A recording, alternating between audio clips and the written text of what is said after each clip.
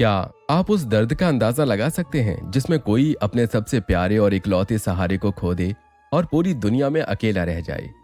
रूह कांप जाती है ना ऐसा सोचकर। ये कहानी ऐसे ही दो जुड़वा भाइयों की कहानी है, जिसमें कबीर एक बेहद निडर, मजबूत इरादों वाला एक्टिव रेबेल है जो सिस्टम की नाक में दम करके रखता है। कबीर अपनी मन मर्जी का मालिक होने की वजह से अपने कॉलेज की बहुत सी नीतियों का विरोध करता है और खुद के बनाए कानून को फॉलो करता है। ये कॉल ऑफ डेस्टिनी गेम का सबसे अच्छा खिलाड़ी है। इतना अच्छा खिलाड़ी कि गेम के हर कंपटीशन का विनिंग अमाउंट कबीर के हिस्से ही आता है और कबीर उस हिस्से को जरूरतमंदों में बांट देता है। यानी कि कबीर बड़े दिल वाला भी है। वहीं दूसरी तरफ उसका भाई रोहित, जिसकी सूरत तो हुबहू कबीर जैसी है मगर सीरत एकदम ऑपोजिट, यानी बहुत डरपोक और सहमा हुआ सा लड़का। इस पूरी दुनिया में ये दोनों भाइयों का एक दूसरे के सिवा अपना कोई नहीं है। दोनों अनाथ हैं और एक दूसरे का इकलौता सहारा है। दोनों की अपनी अपनी अलग दुनिया थी। दोनों ही अपनी अपनी दुनिया में मस्त रहते थे। फिर एक दिन अचानक सब कुछ बदल गया जब कबीर घर नहीं लौटा, और तब रोहित ने कबीर को पागलों की तरह यहां वहां ढूंढना शुरू किया।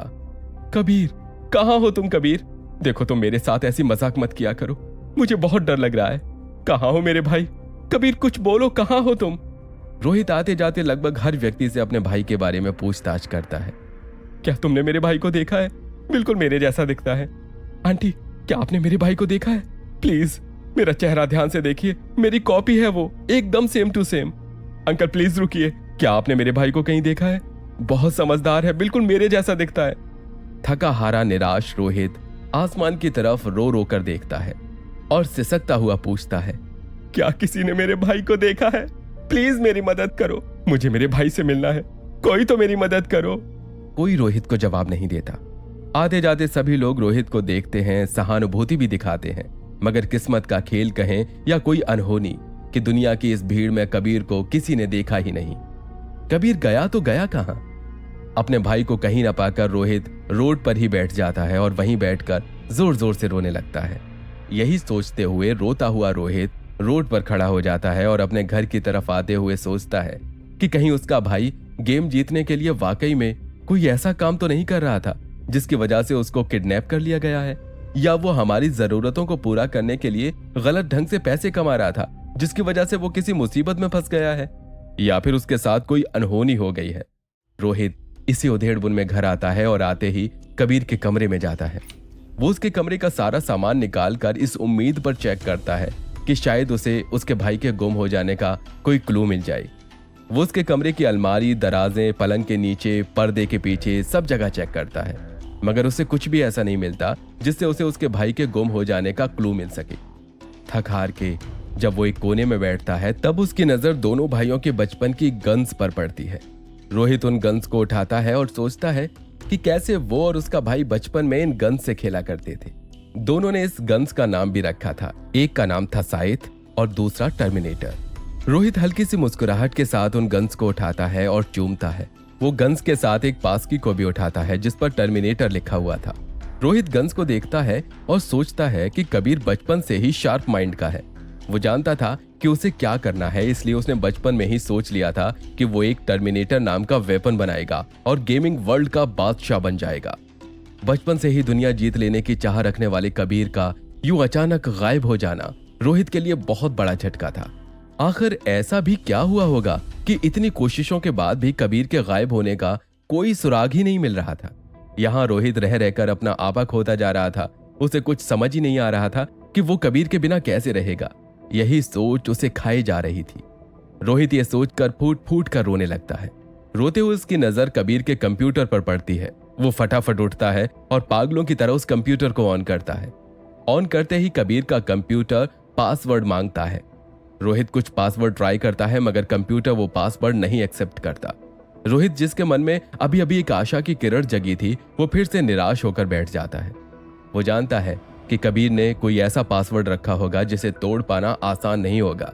वो कबीर को याद करते हुए उस कंप्यूटर स्क्रीन की तरफ देखता है और उसका हाथ टेबल की ड्रॉर के शार्प एज पर लगता है, जिससे उसकी उंगली पर खून की कुछ बूंदें लग जाती हैं, जिसे रोहित नोटिस नहीं करता और टच पैड को छूने लगता है।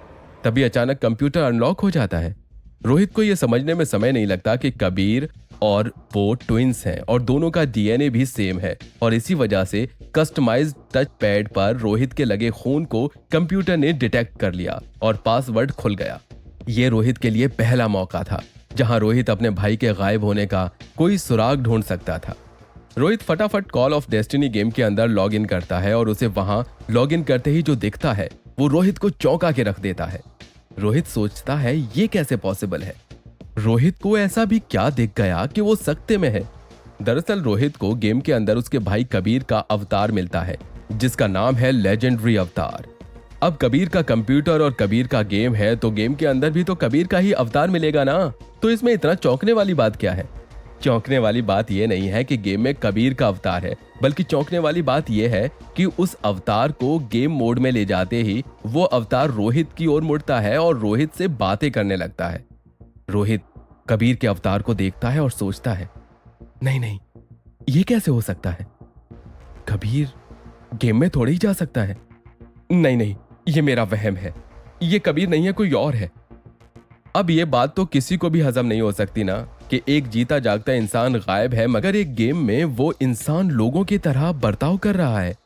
रोहित का शौक होना लाजमी है, उससे रहा नहीं जाता और वो कबीर के अवतार से पूछता है कबीर क्या ये तुम हो या किसी ने मेरे भाई का गेम हैक कर लिया है। लेजेंडरी अवतार रोहित से कहता है अरे अरे इतना परेशान मत हो रोहित, ये मैं ही हूं। Welcome to the call of destiny game भाई, क्योंकि फाइनली तू आज मेरे इस गेम में है। रोहित हैरान होकर कबीर के अवतार से पूछता है मगर तुम यहां।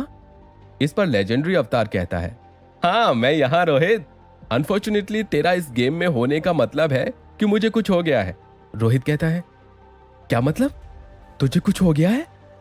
इस पर लेजेंडरी अवतार कहता है मतलब ये कि मेरे गेम में मेरे कुछ दुश्मन हैं जिनकी हर छोटी से छोटी डिटेल्स मैंने इस गेम में रिकॉर्ड करके रखी है, जिसे तुझे ढूंढना है और उन डिटेल से तुझे मेरे दुश्मनों का पता चल सकेगा। यहाँ मैं तुझे बस इतना ही बता सकता हूँ कि तुझे याद है ना जो गेम हम बचपन में खेलते थे, उसमें एक गन का नाम सिथ और दूसरी का नाम टर्मिनेटर था।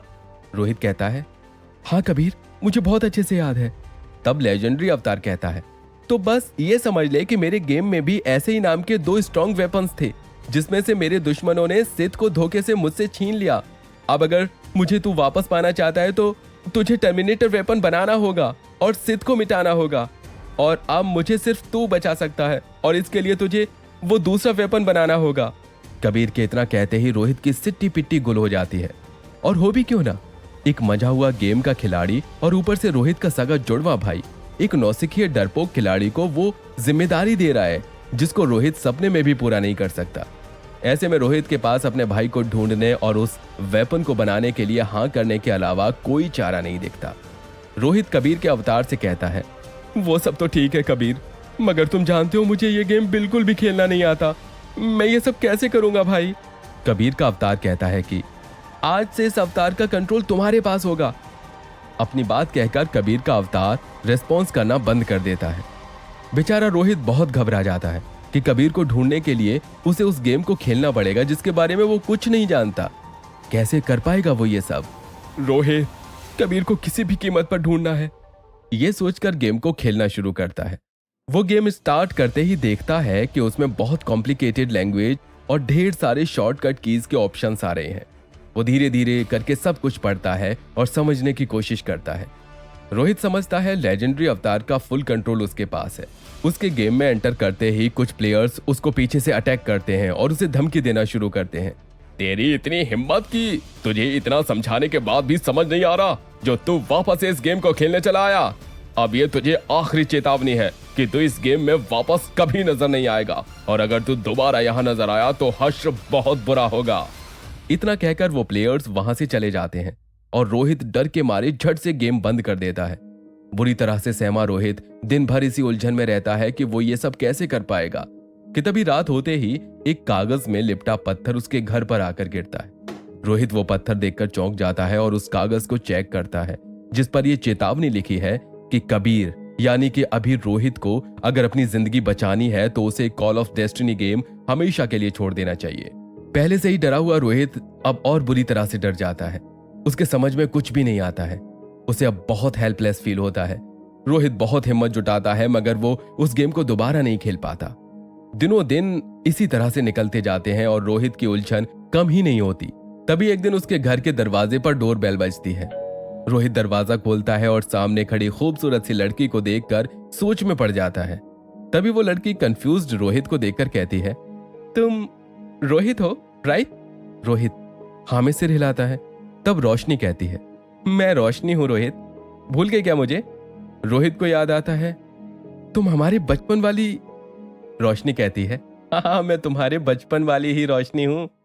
और इस तरह बातों बातों में रोशनी रोहित को बताती है कि वो और Kabir call of destiny game में कई सालों से साथ में खेल रहे थे और उन दोनों ने ही मिलकर सिथ को बनाया था। मगर कबीर कुछ समय से रोशनी को इस बात की तरफ इशारा कर रहा था कि जैसे उसके साथ कुछ होने वाला है। और फिर एक दिन अचानक रोशनी ने नोटिस किया कि कबीर ने गेम खेलना छोड़ दिया है। रोशनी कबीर को फोन करके, मैसेज करके, सोशल मीडिया के जरिए यानी हर तरह से बात करने की कोशिश करती है और जानना चाहती है कि कबीर ठीक तो है ना। मगर लाख कोशिशों के बाद भी रोशनी को कबीर की कोई जानकारी नहीं मिल रही थी, तो मजबूरी में उसे कनाडा से यहाँ कबीर को देखने के लिए आना पड़ा। इस पर घबराया हुआ रोहित रोशनी से कहता है, मगर कबीर का तो मुझे भी कुछ नहीं पता चल रहा है, पता नहीं कहाँ है, किस हाल में है वो। रोशनी कहती है, कबीर को क्या हुआ है ये तो मैं नहीं जानती रोहित, मगर उसे कहाँ ढूंढना है ये शायद मैं जानती हूँ। रोशनी का ये कहना कि कबीर कहाँ है शायद वो जानती है, ये वाकई रोहित के लिए राहत वाली बात थी। मगर क्योंकि रोहित ने कबीर के दुश्मनों की पावर देखी है, तो क्या रोशनी का अंदाजा उन्हें कबीर तक ले जाएगा या फिर ये दोनों दुश्मनों के आगे घुटने टेक देंगे? लेकिन अभी भी एक सवाल है जो जस का तस बना हुआ है कि क्या कबीर जिंदा है? जानने के लिए सुनिए इस कहानी का अगला भाग सिर्फ और सिर्फ पॉकेट एफएम पर।